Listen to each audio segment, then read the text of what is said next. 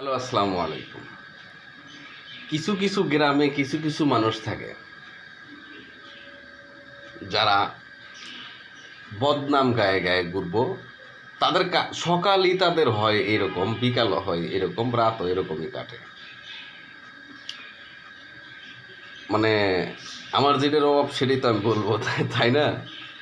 তে আমি অনেকগুলো মেয়ে দেখছি, কিছু কিছু মানুষ বলছে বিয়ে ভাঙার নমুনা, ওর কাছে মেয়ে বিয়ে দিবেন, এই এই করে এই করে ওই করে, এই ছেলে ভালো না।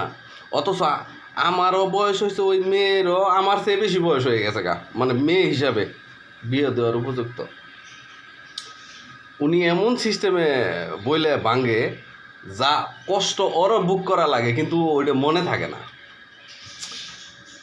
আল্লাহ বলছে গীবতকারীরা আমি পছন্দ করি না।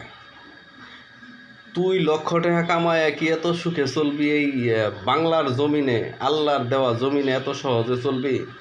যদি তুই এত সুন্দর করে চলতে পারস, এত বিলাসিতভাবে জীবনযাপন করতে পারস, তাহলে আল্লাহর দেওয়া বিধান মিথ্যা হয়ে যাব। কিন্তু আল্লাহ নিজেই নিষেধ করছে, আমি তারা পছন্দ করি না। এই দুনিয়াতেও শাস্তি দিব, আখিরাতেও শাস্তি দিব গীবতকারীরে। ঠিক আছে, যাই হোক, সমাজের মধ্যে যদি কোনো বিবাহিত অবিবাহিত মেয়ে থাকে, ছেলে যেরকমই হোক, ছেলেরে ভালো করার সমাজের দায়িত্ব নিয়ে হেরেও মেয়ে বিয়ে দিতে হয়, ছেলে বিয়ে করাইতে হয়, এটাই নিয়ম। কিন্তু আমাদের গ্রাম না, খালি বেশ কিছু গ্রামই আছে বাংলাদেশে, তাদের কাজে এগুলো। ধন্যবাদ সবাইকে।